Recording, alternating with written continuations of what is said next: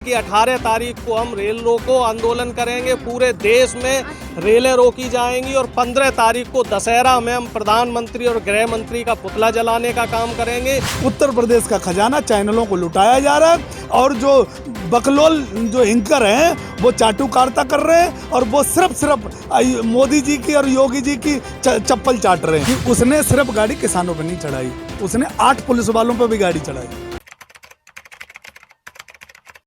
इनके नेता विधायक जो बड़े बड़े मंत्री हैं ये लोग इस तरह के बयान देते हैं और इनके जो कार्यकर्ता हैं वो किसानों के साथ दुराचार करने का काम कर रहे हैं। ये लोग आंदोलन को बदनाम करना चाहते हैं, ये चाह रहे हैं कैसे भी आंदोलन हिंसक रूप ले ले, लेकिन हम लोग जो है गांधीवादी विचारधारा के लोग हैं। जो किसान है, किसान इनकी मंशा अच्छी तरीके से समझ रहा है और किसान इस आंदोलन को कैसे भी हिंसक नहीं होने देगा। और हमारे संयुक्त किसान मोर्चा ने आज ऐलान कर दिया है कि 18 तारीख को हम रेल रोको आंदोलन करेंगे, पूरे देश में रेलें रोकी जाएंगी और 15 तारीख को दशहरा में हम प्रधानमंत्री और गृह मंत्री का पुतला जलाने का काम करेंगे।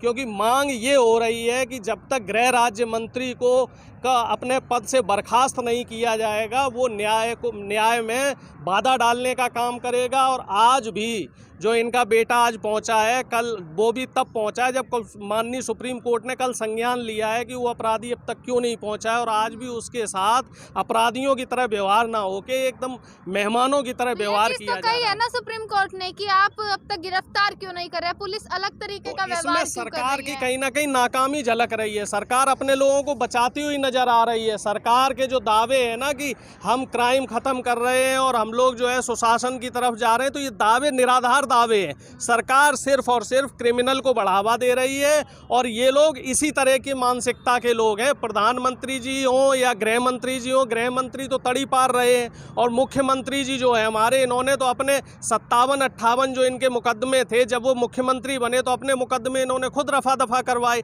इनकी जो कैबिनेट है, कैबिनेट में 100 से ज़्यादा जो नेता विधायक हैं उनके ऊपर हत्या और इस तरीके के जघन्य अपराध हैं। उत्तर प्रदेश की जो अभी कैबिनेट है जिसमें 300 से ज़्यादा विधायक है, उसमें 100 से ज़्यादा क्रिमिनल विधायक हैं। तो ये लोग क्रिमिनल को ही बढ़ावा देते हैं और इसी तरीके की मानसिकता से ये देश को चलाना चाह रहे हैं।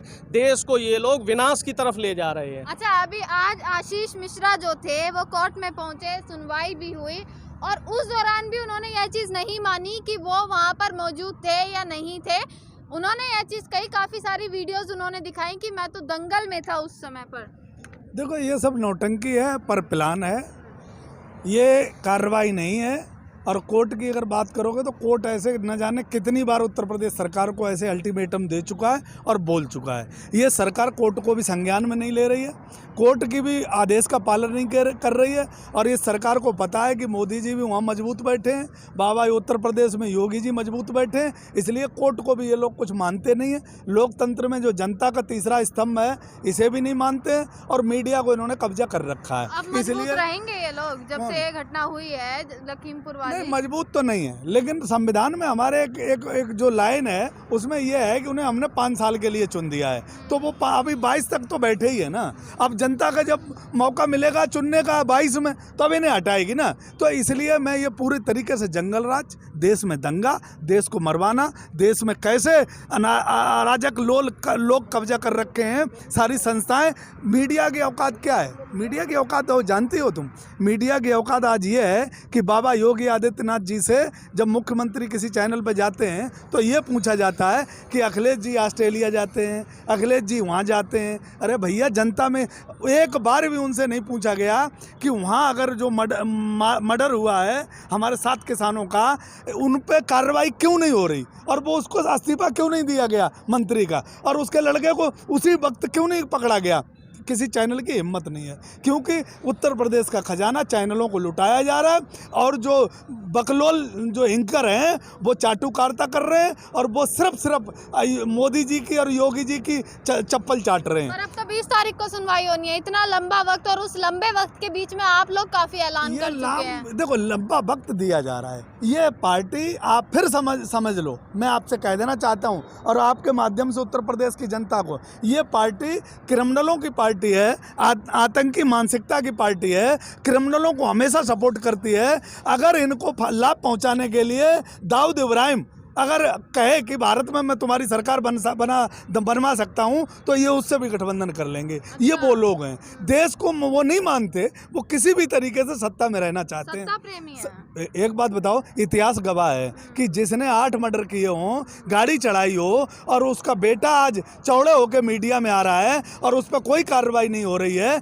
ये क्या है? और मुख्यमंत्री ये कह रहा है कि सबूत चाहिए। अब बताओ, आदमी पे गाड़ी चढ़ा दी, वीडियो न जाने कितनी है, लोगों के मर गए, लोग जिंदा जो लोग घायल हैं वो गवाही दे रहे हैं, और एक मुख्यमंत्री ये कहता है कि अभी सबूत नहीं है। ऐसी इससे ज्यादा शर्मनाक कौन सा बात। सबूत का इंतजार हो रहा है, यही तो जनता जानना चाह रही है। योगी सरकार को ऐसा क्या सबूत चाहिए? सबूत चाहिए एक बार और गाड़ी चढ़ा दें। अच्छा, ये किसी को मार चढ़ाई तो अम्बाला में, अम्बाला के अलावा, अम्बाला में मरे नहीं ना। जयपुर। ये एक्चुअली ये वही मैं बता रहा हूँ ना, उत्तर प्रदेश का चुनाव सर पे है। उत्तर प्रदेश में ये किसी भी तरीके से इन्होंने की ना, हिंदुओं को और सिखों को लड़ाने की, ये भिंडे वाला है, ये क्या चैनलों पे बैठ के डिबेट करते हैं, ये इनकी मानसिकता ठीक नहीं है।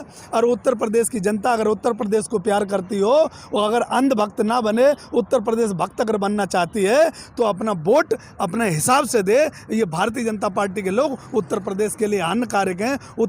एक बात बताओ, अखिलेश जी की बात करते हैं ये लोग। अखिलेश जी अपने बाप को अगर खांसी भी हो जाती है तो मैदानता में ले जाते हैं। ये क्या उत्तर प्रदेश का भला करेंगे? इनके बाप की डेथ बॉडी जल रही थी, उनको जलाया जा रहा था, उनका अंतिम संस्कार किया जा रहा था, और बाबा योगी आदित्यनाथ जी अपने बाप के अंत्येष्टि में नहीं गए। ये दुनिया का कौन करता है? सबसे नालायक लड़का जो होता है वो अपने बाप की अंत्येष्टि में नहीं जाता है। हम लोग हिंदू धर्म में अपना सौभाग्य समझते हैं कि अपने बाप की अंत्येष्टि में जाएं, सौभाग्य प्राप्त हो। ये बार बार राज्य की सेवा में लगे हुए थे जब कोरोना काल था। कोई इनके न रहने से 4 घंटे 6 घंटे एक दिन रहने से कोई राज्य की सेवा में प्रावधान नहीं आ रहा था। ये सौभाग्य होता है एक बेटे का कि अपने बाप की अंत्येष्टि में शामिल हो, क्योंकि वो सौभाग्य जीवन में एक बार प्राप्त होता है। तो ये वो लोग हैं कि अपने बाप को नहीं मानते, अपनी माँ को नहीं मानते, धरती माता को नहीं मानते, संविधान को नहीं मानते,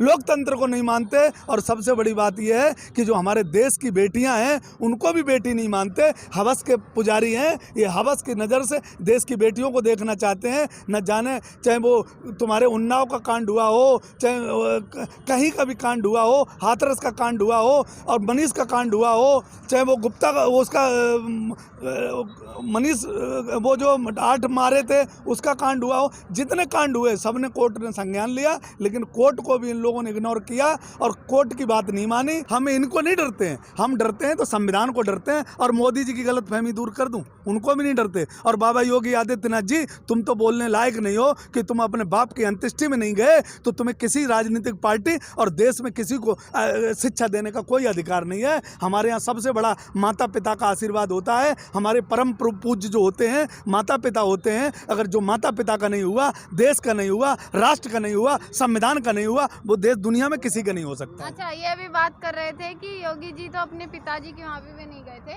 आप देखेंगे लखीमपुर में जितनी भी विपक्षी पार्टी हैं सब गए उनके घर, जितने भी पीड़ित परिवार थे उनके घर पहुँचे। योगी आदित्यनाथ का गढ़ है पूरा उत्तर प्रदेश, सरकार है उनकी, वो भी वहाँ पर नहीं पहुँचते हैं, कोई भी वहाँ पर नहीं पहुँचता है सरकार की तरफ से। नहीं तो वो लेके क्या मुँह जाएंगे वहाँ पर?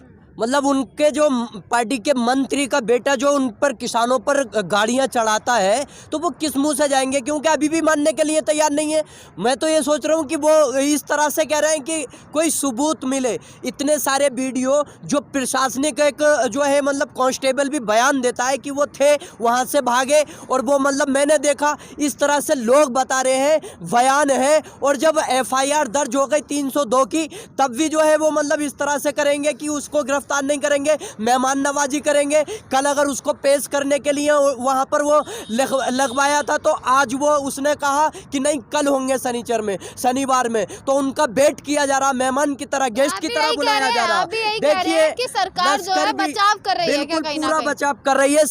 सरकार की कहानी यह है कि लश्कर भी तुम्हारा, सरदार भी तुम्हारा, तुम झूठ को सच लिख दो, अखबार भी तुम्हारा। और इस कुशासन के दौर में किससे इंसाफ की मांग उम्मीद करे दर हुकूमत भी तुम्हारी, दरबार भी तुम्हारा। जब तरह से ऊपर तक जब बड़े नेता उनके अधिकार दे रहे, ये दे रहे इस तरह से कि आप जो है गुंडापन करो और बड़े नेता बनोगे, तो ये सारी चीज़ें जो है एक लोकतांत्रिक की देश की जो है लोकतंत्र की हत्या कर रही हैं। आप देखिए कि उनको जो है अरेस्ट करना था, आज भी जो है 20 तारीख के ऊपर टाल दिया। तो ये जो मतलब वो मौतें दिखाई नहीं दे रही।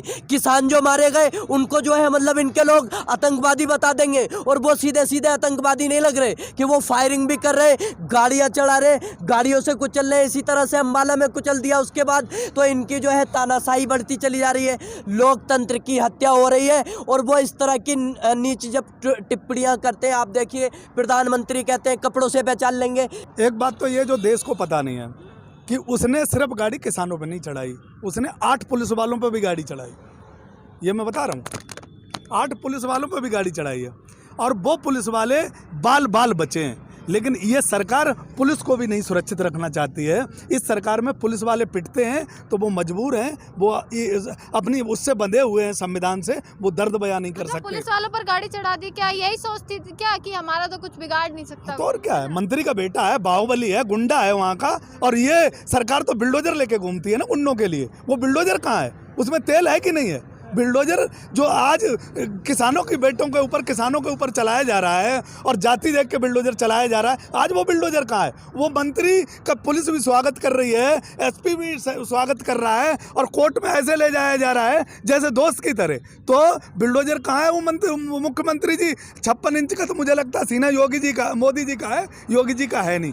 तो वो जो पुलिस के ऊपर चढ़ाया गया, पुलिस की बात पूरी तरीके से दबाई गई। पुलिस के ऊपर भी उत्तर प्रदेश की पुलिस भी आज इतनी दुखी है कि जब पुलिस की जान सुरक्षित नहीं, आपने देखा होगा लखनऊ में पुलिस को कैसे मारा जा रहा है, आपने देखा होगा बुलंदशहर में पुलिस को कैसे पीटा जा रहा है, आपने देखा होगा कि वो वीडियो वायरल हो रहे हैं जो वीडियो बन रहे हैं, और आप उन वीडियो की तो बात ही नहीं कर सकते जो वीडियो नहीं आ रहे हैं। पुलिस को नेता धमका रहे हैं, उनकी औकात उन्हें बता रहे हैं, ऐसो को कह रहे हैं ऐसो यादव हो तुम्हें औकात दे। अरे कभी ऐसा हुआ किसी भी सरकारें भी और रहीं, और तुम विपक्ष की बात कर रही हो, तो विपक्ष का जो काम है विपक्ष सही कर रहा है, किसान का जो काम है सही कर रहा है बाबा योगी आदित्यनाथ जी और सरकार और मीडिया और मोदी जी, और जो लोकतंत्र का तीसरा स्तंभ है कोर्ट, उनको वो लोग ठीक अपना काम नहीं कर रहे हैं। मैं खुले चैलेंज के साथ कर रहा हूँ, बिल्कुल बंधे हुए हैं। पुलिस के हाथ बंधे हुए हैं, वो ठाकुर जाति के जो पुलिस है उनके हाथ खुले हुए हैं मात्र, बस। बाकी सारी जातियों की पुलिस पीटी जा रही, पुलिस पीटी जा रही है, और ये लोकतंत्र की हत्या करने में पूरा ये लोकतंत्र को दबाकर। और अभी चुनाव में जैसे टिकैत साहब ने कहा कि ईवीएम और डीएम का पूरा जोर रहेगा।